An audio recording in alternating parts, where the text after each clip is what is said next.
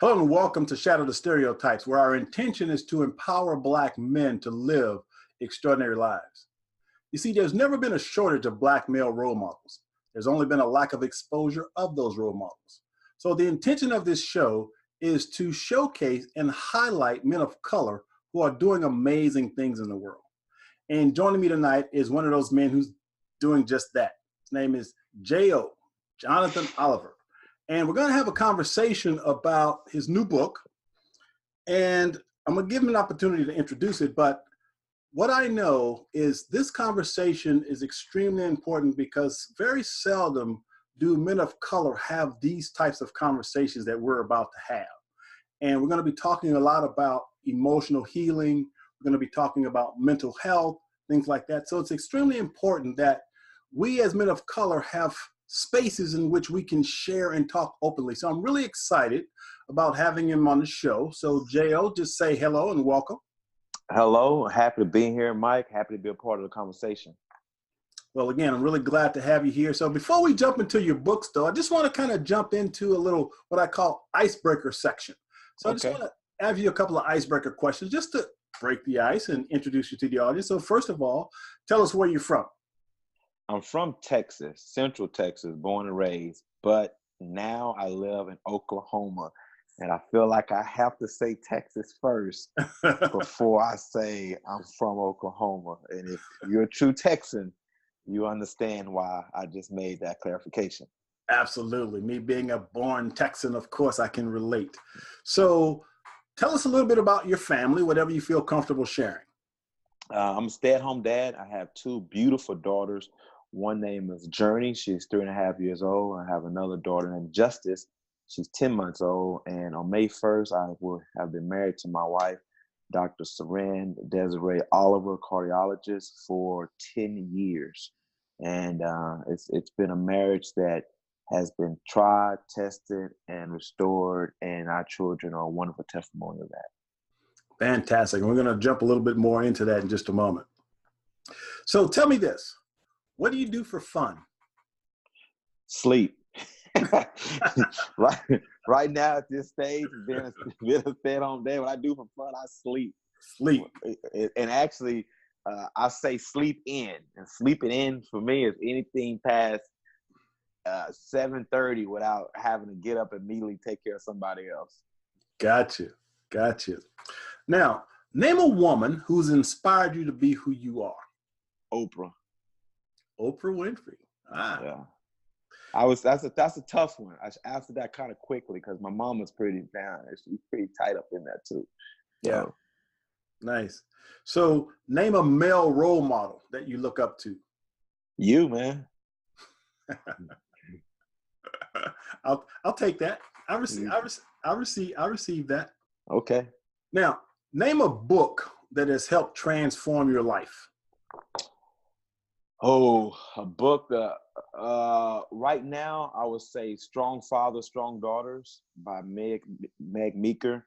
It really gave me a perspective when I was getting ready to have my first daughter, Journey, with some core values. The main premise is the type of man that my daughter would be attracted to will be reflected on the type of relationship we have, and the type of relationship she has initially with God will be viewed based off the type of relationship she has with me. And that really hit home on laying the groundwork on what type of father and parent I wanted to go as I was getting ready to have my first child. Nice.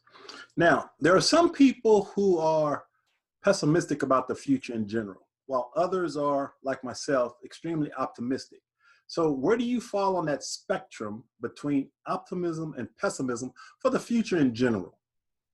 I'm 100% optimism, and if you come to me and you're not ready, you might walk away upset. So if you come to me with like a dream or something you tiptoeing around and you wanted to have somebody kind of talk you off the edge, I'm gonna kick you off the edge and pull your parachute and say, "Go do it." All right. So that concludes our little icebreaker section. So now I want you to introduce J.O. to the audience, and what do you do professionally? What I do professionally, I'm a professional speaker. I'm a personal development coach. I'm a published author. That's me. That's pretty much what I do. I encourage people, I inspire people, I challenge people. And right now, my main thing on encouraging and challenging and inspiring people with is my latest book, Joy and Journey. No, excuse me. Oh, that's my other book. To the little boy in me, to the little boy in me learning with dyslexia and ADHD. Nice. Now, again, the title of this show is Shatter the Stereotypes. And without question, you are doing that in a lot of different ways. And one of the ways that you're really doing that is actually by being a stay-at-home dad. Obviously, there's this misconception that Black men are deadbeat dads. We've all heard that stereotype, and you are definitely shattering that stereotype. So I want to just touch base on just a couple of things before we get to your other book, because I think it's really important for men to hear your story, if you will, and what it means and what it takes to be a stay-at-home dad. Because, you know, there's a lot of men who would feel emasculated by being a stay-at-home dad. They would feel less than a man because they think that that's a woman job. So from your experience, what has being a stay-at-home dad done for you from a male perspective? Has it been a positive thing, a negative thing? Do you struggle with it? What's the deal with being a stay-at-home dad as a man who happens to be Black? So that's a great question. It comes from a lot of different angles as I answer it. Number one, my first response is, this is the most important, challenging, loving, and calling I've ever had on my life, as being a father, and particularly being a stay-at-home father. I know without a shadow of doubt that the time and the energy and the relationship that's been built with my daughters and I, as the amount of time we spend together, is going to really pour into their life in the way that I and my wife are raising and grooming them and shepherding them. Now, there's a lot of isolation with being a stay-at-home dad, and particularly being in Oklahoma where I live, there's not a lot of diversity, so it's a little bit extra layer of that. That's what prompted me to write my book, Joy and Journey, First Year Chronicles of a Stay-at-Home Dad. But with that being said, I think one of the most dangerous things that a man can do, not only to themselves, but to their family and to their community, is to say, that's not my job. Because saying that's not my job now puts that responsibility on somebody else, when my job is to have the most and the first impact in my children's lives, as well as lead my family. So I feel like the role I have being a stay-at-home dad is the most beautiful role I can ever have, in having a first line of defense, a first opportunity to teach, a first opportunity to be an example, and going into that relationship of being a parent and growing our daughters. 99% of the time when my daughters wake up in the morning, my 10-month-old can't speak right now, but she speaks in different ways, but my 3.5-year-old does. 99% of the time when she wakes up in the morning, the first thing she yells is daddy. And when we have conversations, we were just talking about Jesus the other day, and she was just talking about, daddy, I want you to be like Jesus. I said, well, daddy, I want you to be Jesus, daddy. I said, well, daddy's not Jesus. Daddy's trying to imitate Jesus. But she saw a correlation there that she was trying to connect. She couldn't kind of get it right there. But just knowing the way we spend our time together reflects back to what she's starting to already at 3.5 seek out in life. So, that stereotype that men aren't in their families, aren't in their communities, aren't in their marriages, is definitely portrayed as a lie. But I'm a living example that it's not demasculating. It's not feminist and saucing you, waking you up. I played college ball, and man, I ran a marathon, and I've chopped wood, and I've broken horses, and I've busted hay, and hauled hay. And this is by far the most exhausting thing that have ever tested my man. Now, care what you say. What follow up to that? There are some people who believe that men can't be as nurturing as women. Now, from my own experience, as I watch you in your videos and I watch you interact with your daughters, I see how, without question, you have that nurturing, intimate, connected relationship with your daughters. So I know that that's not true. Men can be as nurturing as women. What do you say to people who might think that men can't be as nurturing as women? To me, that's based off fear. You know, my question would be is what message have you been told, and what, because it's a fear of rejection in a lot of ways. You know, if I show you my tender side, how is it going to be received? You know, and if it isn't received, how am I going to be able to handle that in a way to where I don't allow that to shut me down from being able to share that with someone else? And as men, I don't care what anybody say, you know, I don't handle rejection well. You know, it hurts, it stings. So a lot of times it's very easy to say, well, I'm just not going to share that part of myself. I'm going to keep it off, and I'm going to let it out whenever I feel safe and secure for a sure thing. But the reality is, the vulnerability of expressing that is what attracts people to not only accept you, but to express their nurture and their vulnerability as well. If somebody's struggling with being vulnerable or being and showing that nurturing part, they're doing themselves a disservice by thinking they only have one way of being. And I'm a firm believer that we have multiple ways of being in this world and showing up in this world.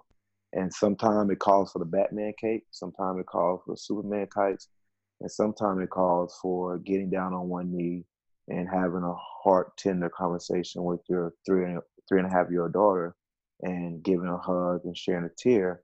And that's just as heroic as any other thing. Absolutely. Absolutely.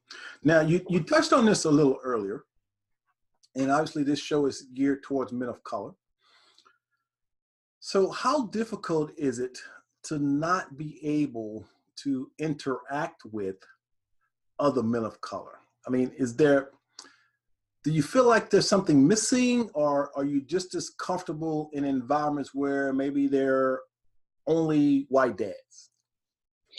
You know, so where I live, there isn't a lot of men of color that I interact with. In a sense, I take that back, actually. When I first moved here, there was not a lot of men of color that I met, that I interacted with. But it took me not staying inside my house and isolating myself from opportunities to connect. So it took about 2 years to really get into making friends, meeting people, talking, connecting. I had to be an extrovert.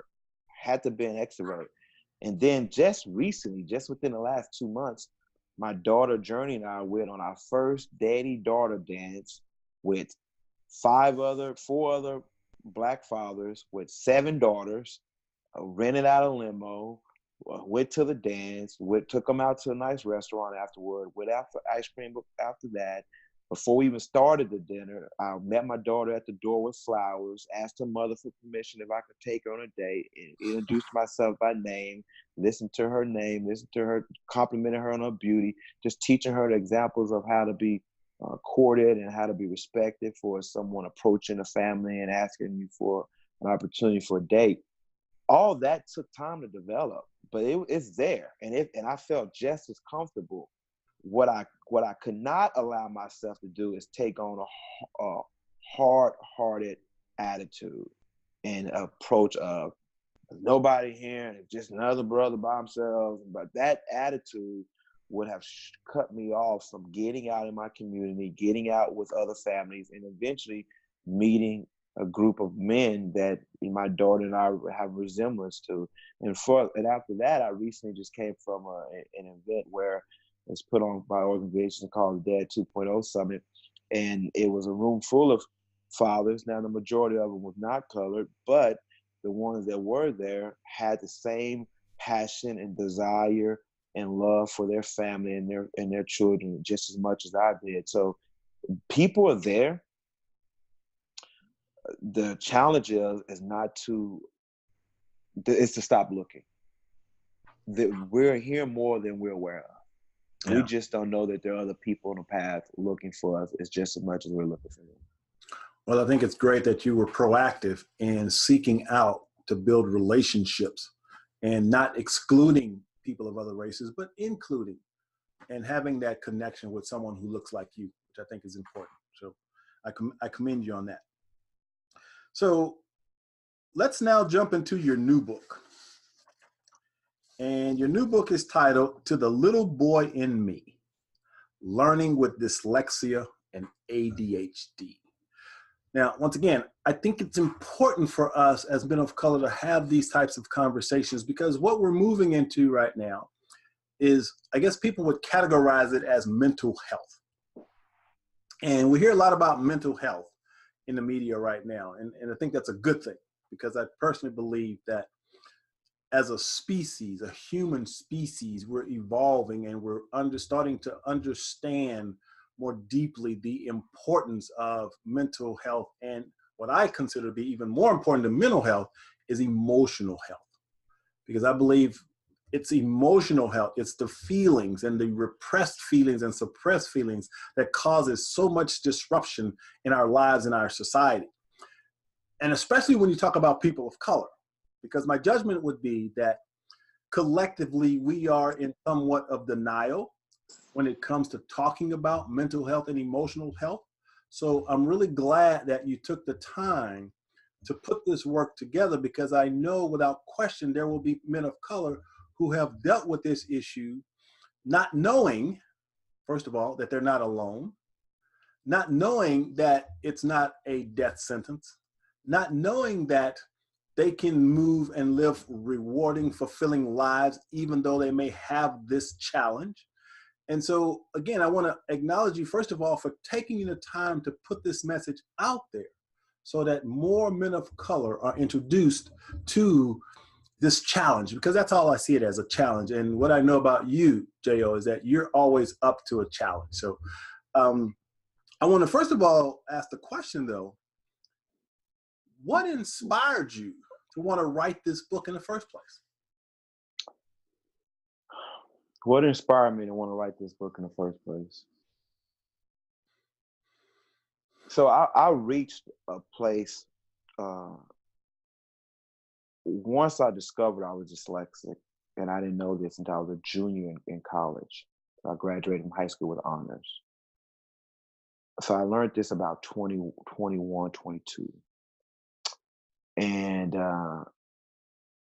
as I got older, what really began to happen is I began to think about this part of me that's been very sad and very felt lonely and isolated and hurt.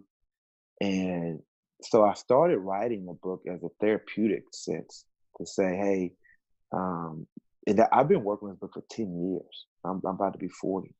So I started writing this book really as a way of just healing this little boy in me that often felt like he was broken. He was misunderstood.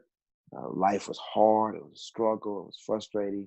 You know, to go my whole life and not be diagnosed until I was well into my academic career really left me feeling like I was often in a room with a small flashlight and not knowing where and what I was looking for. Almost like Cuba Gooding Jr. and Men of Honor freezing, his hands shaking, trying to put together this device underneath the ocean and just praying to God that the pieces are fitting the right way and not knowing that I'm putting together a masterpiece. You know, that's what I felt. And that's why I wrote the book. And as I started doing this process, then another process began, and it began to thinking about the people that are going to read this book and how my sharing of my story can truly let them know they're not alone, that they're not broken, that they have amazing gifts and talents, and that simply put, we just learn differently. And nothing about us needs to be fixed, needs to be improved.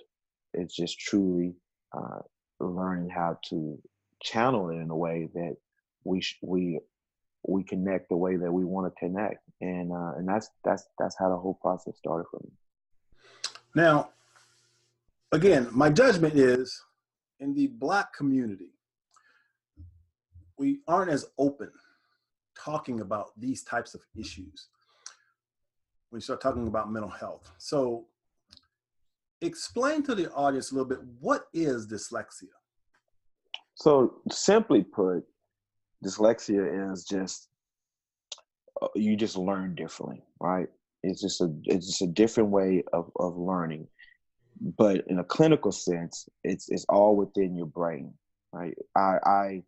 It used to be a phrase for called word blindness, where you could read and it felt like you were skipping words or something. It affects everyone differently.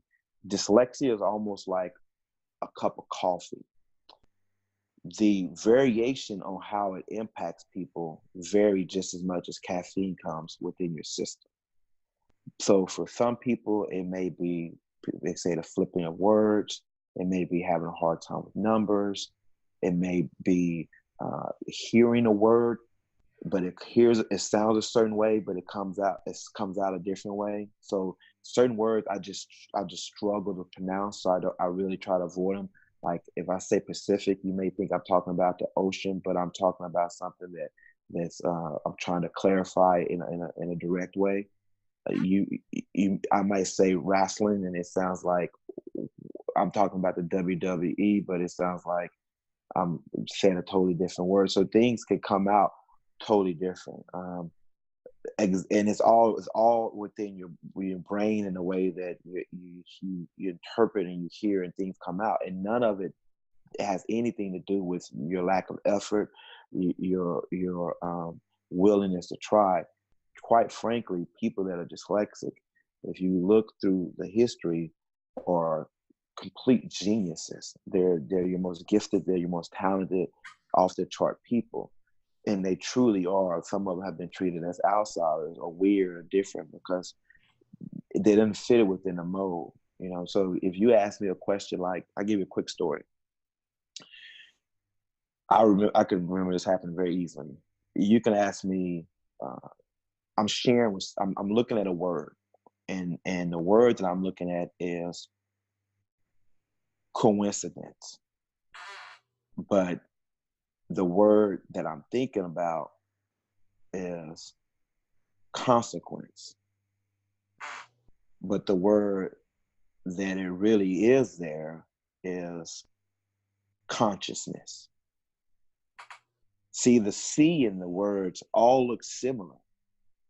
So as I'm looking at this word, the real word is consciousness. But I was thinking coincidence. And when I read it, I thought it said, I can't remember the other thing I said. I thought it said something differently.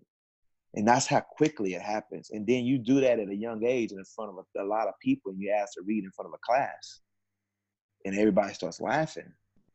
And I knew what I wanted to say, but I said it so quickly, or I said it in a way that it didn't come out right. I knew what I meant, but it didn't say that. You could spend a lot of time getting laughed at and pointing fingers because people think you're dumb, you're stupid, you're slow. And the reality is, I just didn't say what I wanted to say, what I was thinking, and it just came out wrong. Yeah.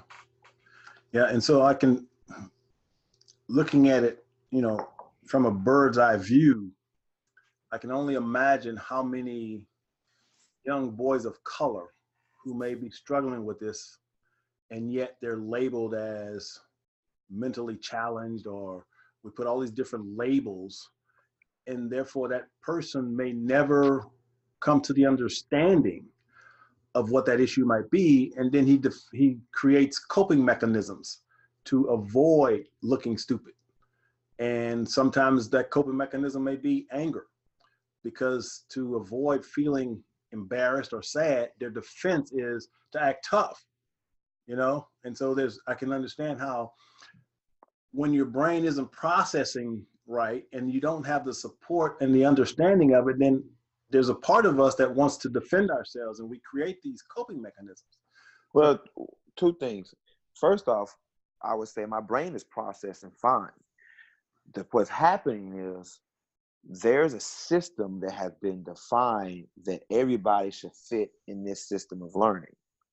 And the truth is, just like you may take a different route to work, doesn't mean that I'm not going to get to work also. We may be going to the same job, we just take a different route and we reach the same place. You won't be looked upon as being wrong or out of place. You just took a different route. That's the way it works. And I will agree with you wholeheartedly.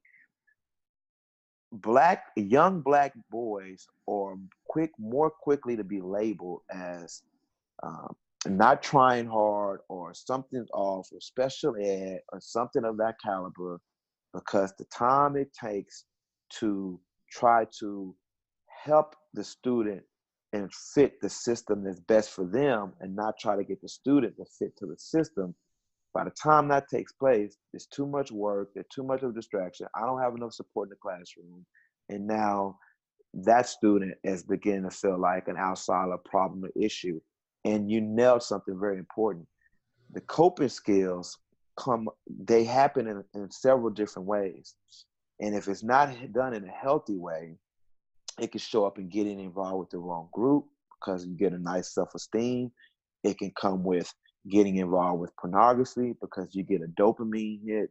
It can become with alcohol or drugs or anything else to fill out, numb out, or forget that tomorrow when you wake up, you walk into that school building, the last thing you want to be asked to do, for me, was to read out loud in front of a group of people. Yeah. Now I'm reminded of something Albert Einstein said. Who's, by the way, dyslexic. He said that everyone's a genius, but if you judge a fish by his ability to climb a tree, he will spend his whole life thinking he's stupid.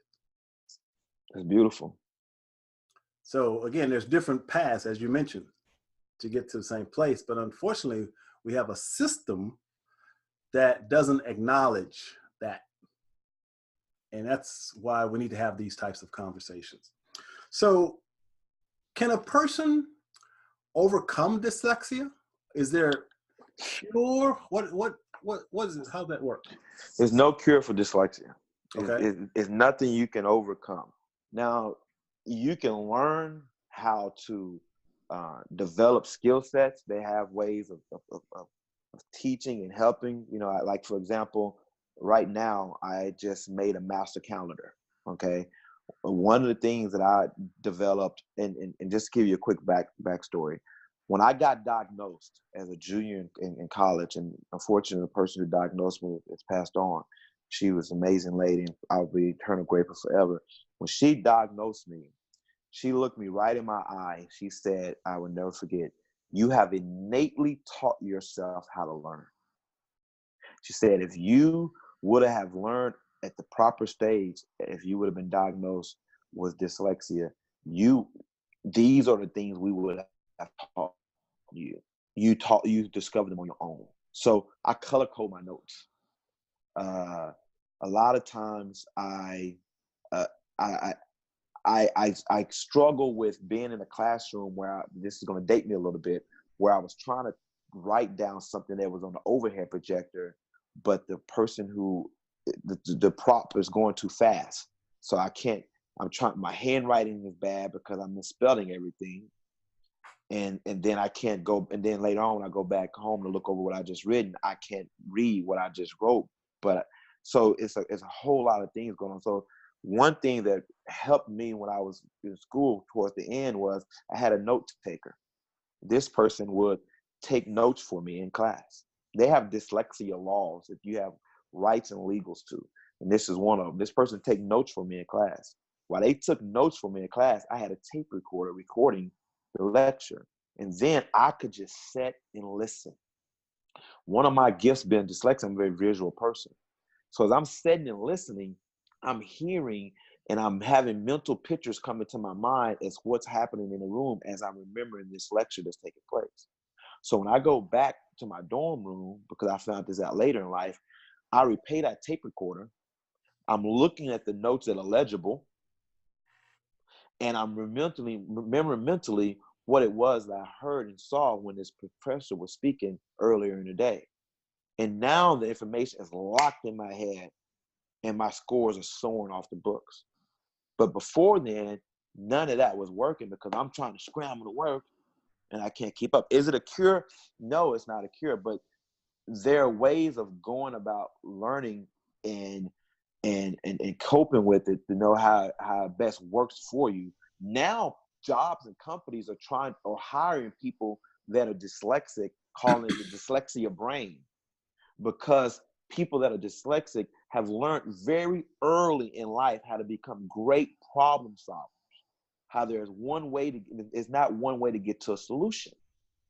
And with that being said, has become a hot commodity because I have a lot of different ways to figure something out because I've had to use my mind a lot of different ways to figure something out. Nice. Now, the title of your book is To the Little Boy in Me.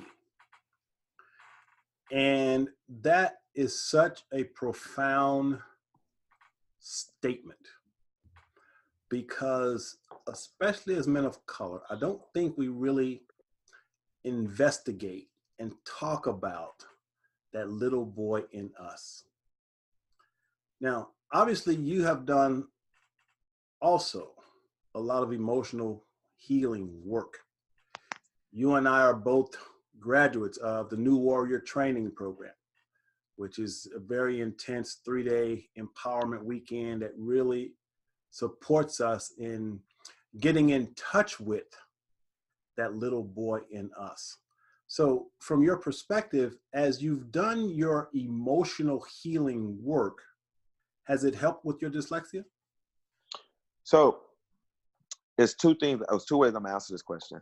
I want to make sure I also bring in the ADHD. Okay. And the reason why I want to make sure I bring that in is because 43% of people that have dyslexia has ADHD, and they often battle with one another. So tell us what ADHD stands for. What is that? So I think it's like attention deficit hyper disorder, something like that. I don't even know exactly. I really don't waste my time thinking about the actual definition because I live with the symptoms every day. Okay. So, but with that being said, I'm constantly moving, right? I like the kineticness of moving. So I often tell people what I got in trouble for as a kid, I get paid for now as an adult. So let's go back to the classroom for a second. If I'm in a classroom and I'm struggling to take a test because I'm having a hard time reading because my dyslexia is impacted through reading sometimes. So I'm having a hard time reading the test and understanding the vocabulary of the test. And I read very slow because I'm trying to process. As I'm battling that part of the dyslexia, the other part that comes in is now every time somebody gets up and walks out the classroom because they finished the test, I get triggered in a sense that I'm going too slow. I'm behind somebody.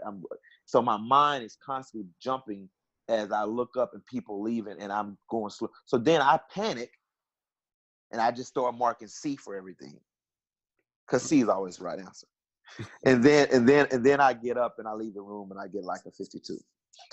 So going back to that part of me, what I have to remember, the little boy in me, so often I try to change who I was based off of how bad I felt.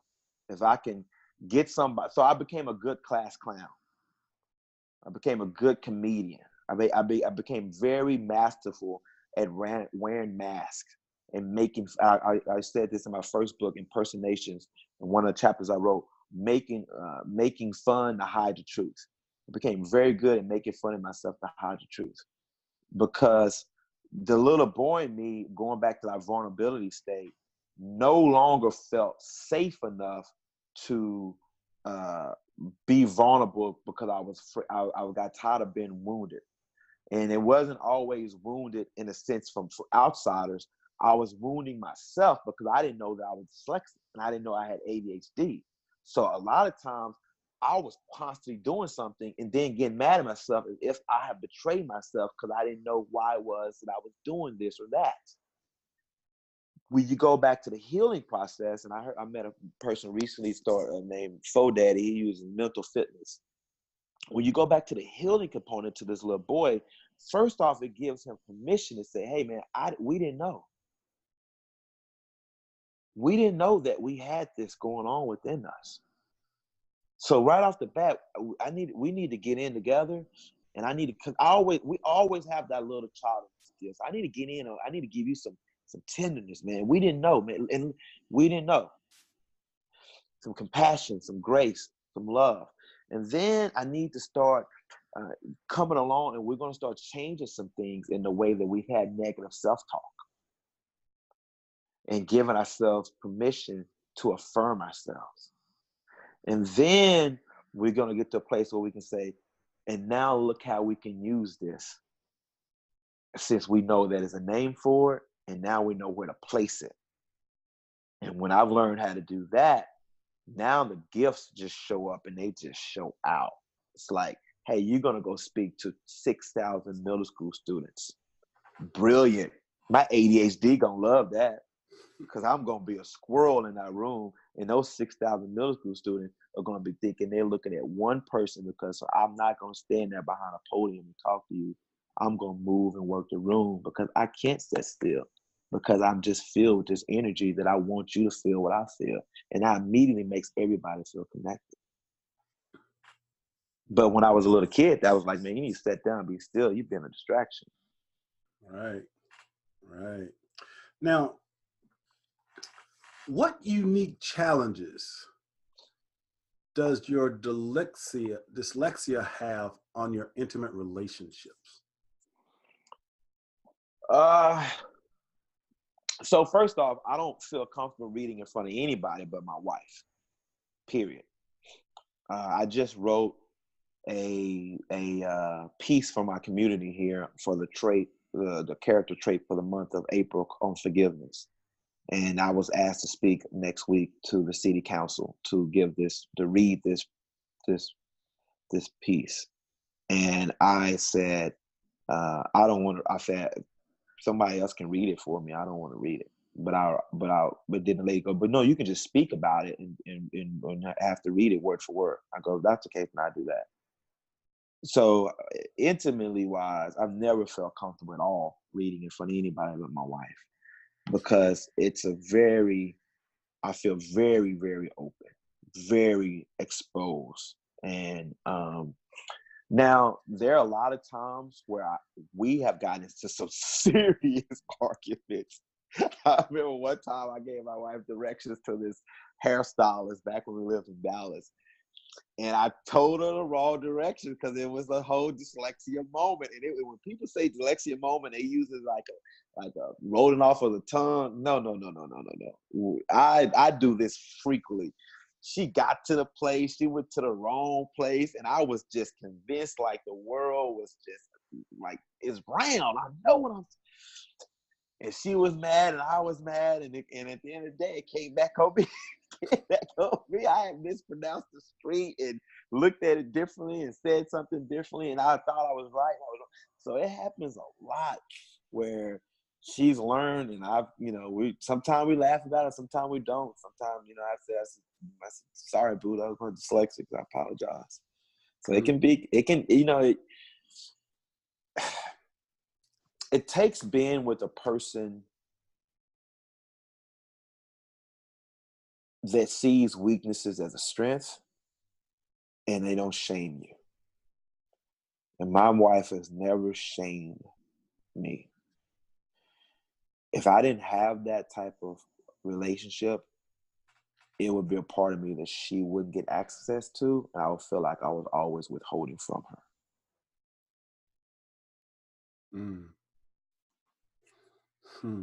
Now, talking about that little boy in me, and for the viewers who are watching this, I want you to really absorb what I'm about to share, because I think it's absolutely critical to your well-being.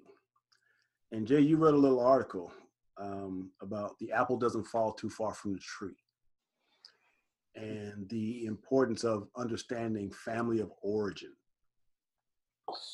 And when we look at the psychological development of children, we have to understand how when we're in dysfunctional environments, which the overwhelming majority of us come from in some way dysfunctional environments, that's just the nature of the beast. But when we come from dysfunctional environments, we take on these roles based on what's called a family of origin chart. And there's basically these four roles that people take on. And I want to just quickly just highlight these roles for the viewers, because as I'm reading these, I want you to think about and see if you relate to either of these roles. And the first role is the role of hero. And this role is characterized by success, responsibility, specialness, needing approval, self-sufficiency, drive, being rigidly controlling. That's just some of the roles or some of the characteristics of the person that takes on the role of hero in a dysfunctional family. Another role is called the scapegoat.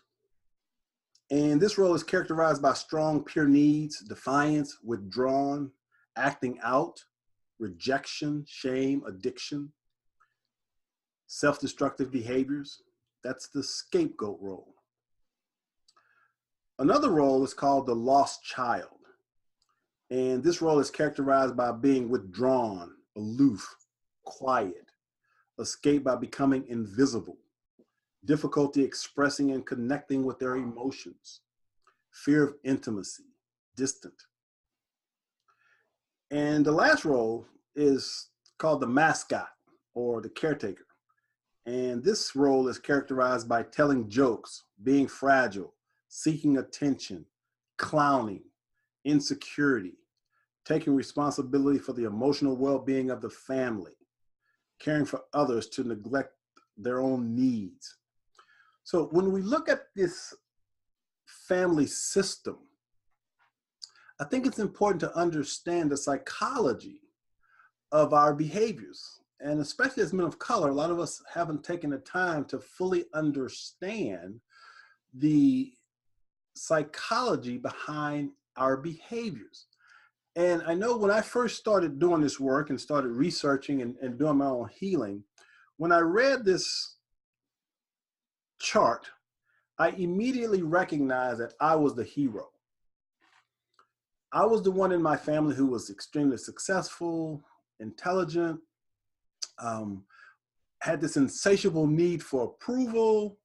I wore this Mr. Nice Guy mask, but it was all a result of the dysfunctional system that I was in and how I learned to cope. And so, Jay, you've been on this amazing journey and you talked a little bit about family of origin. So can you speak to which one of those roles you related with? So in my family dynamic, I'm the hero. Okay, people pleaser. In my marriage, I've played a scapegoat. So, and it's been great work that I've done because I've had to ask so one way I do work when I go into situations, particularly holidays can be very triggering, is A, not comparing myself to people, B, meeting people where they are, and then C, not having any expectations, and then lastly, having an open mind and an open heart. That gives me the position to show up. If I don't do that little self check-in when I go in the holiday seasons, I easily take on the hero role. You know, I'm a foot the bill. I got it on my tab. I'm gonna make everybody gonna have a good time, and I'm looked upon as the guy that's all successful and blah blah blah blah blah. In the marriage, I've played the scapegoat, the victim role, you know, and I've learned how to identify that, because what happens is I take the relationship hostage. You know, it's woe is me. The shame, you know, shame tells me I'm a bad person in my core. Guilt tells me what I did was wrong. So there's a big difference. But shame is manipulative, because it says I'm a bad person. So then that gets played into, you know, self-sabotage, and if you're a person in recovery, this will resonate with you very well. That starts the machine. So being in marriage, it's become very important for me to separate guilt from shame, keep everything on the surface level of what's been said, and not get the emotional energy behind it, as if every word has to be dissected and broken down to back. Because now my wife doesn't have permission to be vulnerable and share her true feelings, because everything she says is scrutinized. And if everything she says is scrutinized, then she's like, I'm just not going to say nothing. So. Well, I wanted to bring that up because for us as men of color especially, it's important for us to become self-introspective, be willing to look at the origins of our behavior, be willing to uncover the wounds we may be covering up, be willing to transform ourselves from the inside out. And once again, my judgment is collectively, we as a group hasn't put enough emphasis on the importance of psychological, emotional development. And so the most impactful thing I've ever done in my life was a Healing the Inner Child workshop with a guy named John Bradshaw, who unfortunately passed a couple of years back. But it was through his work that I understood the impact that my traumatic childhood was having on my life as an adult. And if we aren't willing to heal that inner child, make peace with our past, it will sabotage our lives in countless ways. So the reason that I do this show is to challenge men of color to be willing to go on this inner journey, to be willing to become self-reflective, to challenge and to question the beliefs and assumptions that we have about ourselves, and not focus our attention on what's out there, society, racism, external distractions, but mostly to be willing to move to a place of self-love. Because when it's all said and done, that's what we want. If we may not admit it or not, but ultimately, all cries are cries for help. And all cries for help is an attempt to get back to love. I really believe that. And so getting in contact with that little boy within is so critical to our growth and development that we definitely need to have this conversation. We need to be willing to deal with and address the emotional, psychological, spiritual aspects of who we are as human beings, which has absolutely nothing to do with our ethnicity. And so, JL, you've put together a document that can support and empower men of color to begin that journey in a lot of ways, to be willing to look at the challenges, because it's not just about dyslexia and ADHD. It's really about moving into self-love. That's really what you're doing, because sharing your story gives people permission to change and to transform. So again, I want to acknowledge you for putting together this amazing document to support and empower men of color and other races, obviously. But it is incumbent upon us as men of color to do this inner work. And so I want to read something that you wrote on the back of your book, because I think it's really powerful. And this is how we're going to kind of close out. And you say, the blessings of being dyslexic are real. Yes, the gifts are cool and amazing. But before reaching the goal, there is a lot of self-doubt, low self-esteem, frustration, and junk to sift through. A lot of reaching back and hugging the little boy in me and letting him know it's okay. You are better because it happened the way it did. The qualities and character you have are a result of what you've gone through. You are not weak. You have a testimony to share that can benefit someone else's life. I love that, because that speaks exactly to what I was just saying. All of the pain and hurt and misery in our lives, I believe, actually brings us a gift and a lesson if we're willing to look deeply enough. So Jay, can you share, and you kind of touched upon it a little just a moment ago, but can you share some of the gifts that you've received as a result of your dyslexia? Some of the gifts that I received as a result of my dyslexia and ADHD, my dyslexia, so the fact that the way that my mind learns when it comes to a presentation, okay, the way I speak. The reason I speak the way I speak is because that's my gift in the way I communicate with my dyslexia. See, most of the words I pronounce, I can't even read. I was playing a game recently with my wife, a card game called Cards Against Humanity. And she played this card knowing that I was going to get it right because it was something that I have often said before. I had never seen this word in print in my life. So I didn't pick her, and she was mad.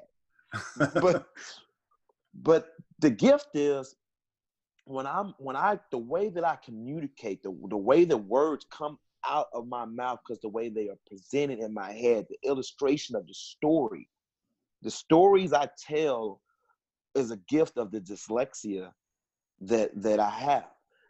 My memory, once it's locked into my brain, it takes a lot for me to forget it, especially if it's an experience. One of my greatest fears in life is to one day have Alzheimer's because of the gift of my memory of the way my dyslexia works. My ADHD, the level when people describe me of an energy, attraction, a charisma, that's all ADHD. That whole, I see it in my daughter all the time. She's 3, and she's like a bottle rocket. That energy of just getting it done and coming in and a powerhouse, a big astronaut personality, and taking over the room and just bringing somebody who's not feeling the best, almost like they just got a jolt of coffee inside their bloodstream. That's all ADHD. Now, it's a lot to deal with. When I roll over and look at my wife at 4 o'clock in the morning, because I'm getting ready to go work out, and I asked her what was she dreaming about, and she's like, I haven't even had a cup of coffee nor used the bathroom. The last thing I want to do is talk about my dreams. that can be a lot to deal with, okay? But so it's hard on a relationship. I'm not gonna lie to you. But when it comes to just those that's just a couple of gifts. Another gift I would say is the gift of understanding how to handle struggles in life, how to take difficult situations in life, how to take these things. And you mentioned earlier when we started, are you a pessimist or an optimist? My optimism comes from, knowing that it's gonna get done. You know, my wife asked me today over dinner, she said, baby, have you ever felt like you manifested anything before? I couldn't spell manifest for you. If you asked me to right now, I would not be able to spell it. I might be able to recognize it if I read it, but I know how to use it. She said, have you ever manifested anything? I said, baby, everything around you is a manifestation. You, this family, these kids, all of this has been manifested. I've mentally visualized this my entire life. So I can go on and on about the gifts of dyslexia. You know, I don't have the gift that people have maybe for as numbers in that regard, in the mathematics sense, like Einstein. I often have to tell my wife, if I was to really look into like a big hairy idea that I've never done in my life, it might be to become an actor, because I feel like that would go hand in hand with my dyslexia, just that way of and ADHD. So the gifts are real, they're beautiful, they are useful, but it takes a lot of getting to, and it's very easy to get snuffed out and left behind in a system where you could easily be identified as dumb, stupid, slow, or not trying hard enough because the way the setup is, and it's not working for this particular student. Very easy to do that. But anywhere, the last thing I would say, I'm a speaker, and I alluded to this earlier. If you give me a presentation, every presentation that I write that I've given myself, that somebody is asked for me to speak, not a company, but me, my own company, it's an original speech. Meaning I have literally written this speech for this particular presentation and this particular presentation alone. Now I can go and tweak it, but I write my own stuff. That's dyslexia. I can't go back and just, I write it myself. Now the cool thing is, once I got it, it's in me all day.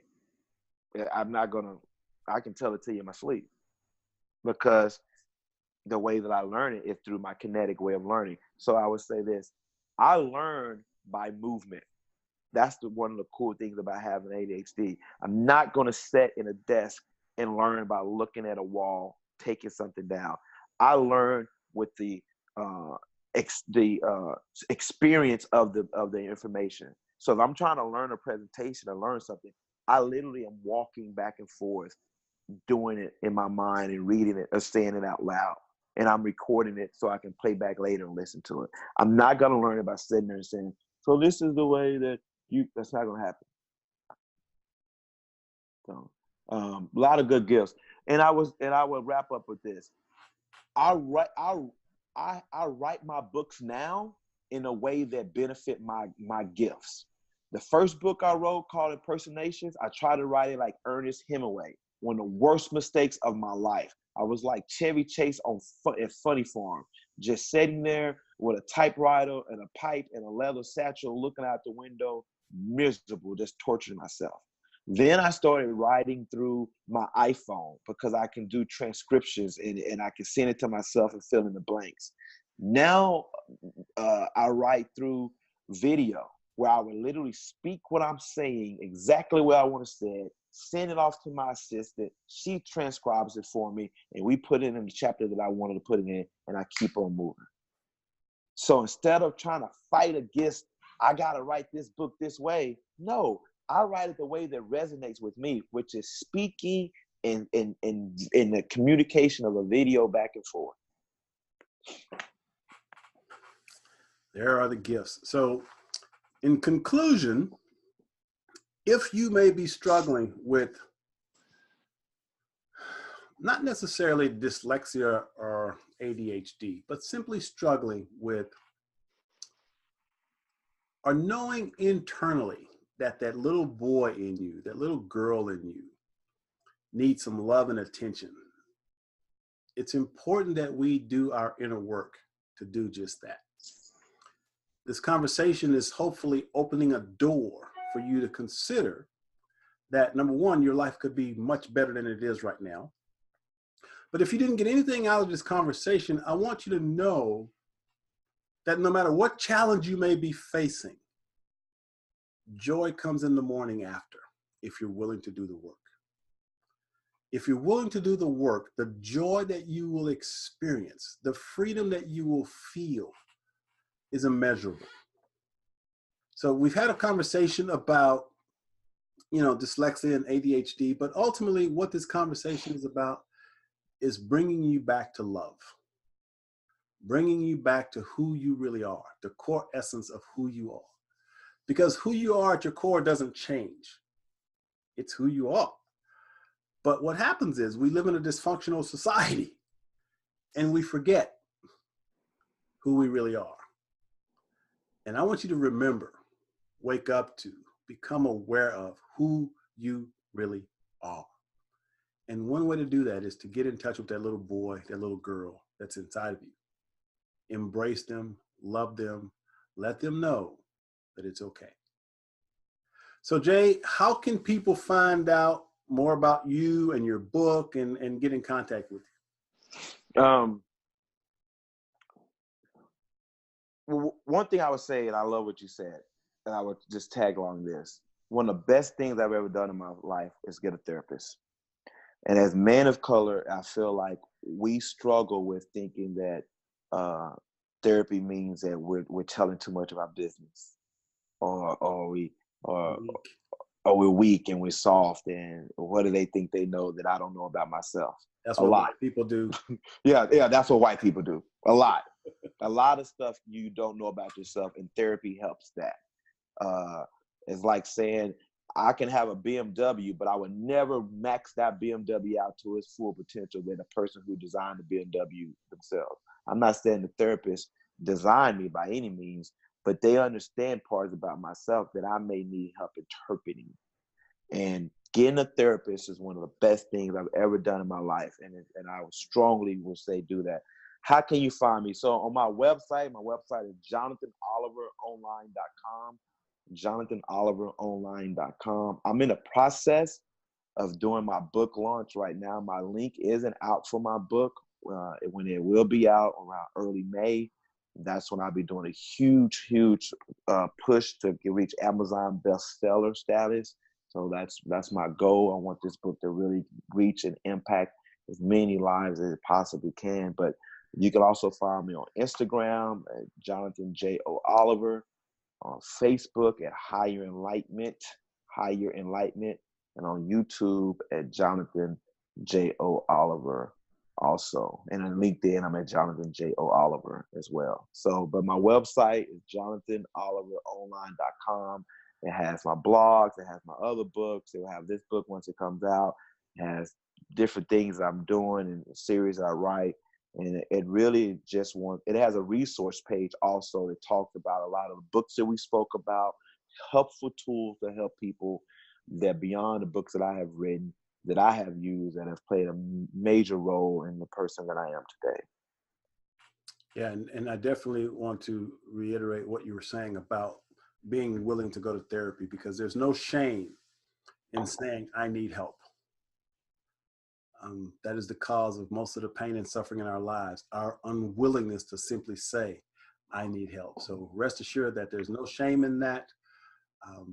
Once again, the goal is self-love. And that's what you want to get to. And no matter what it takes, make that your primary goal, and everything else in life works, I can assure you. So Jay, I want to give you an opportunity for some closing thoughts for the audience out there. Whatever's on your heart to share, here's your opportunity to share.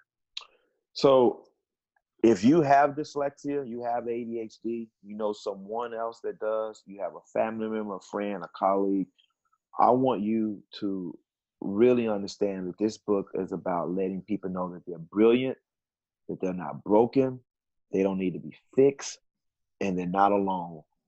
I feel all of us have a little boy, a little girl in us that is looking to know that they're protected, that they're okay, and that it's all going to work out. And through my story, through my struggle, through my triumph, I share that journey.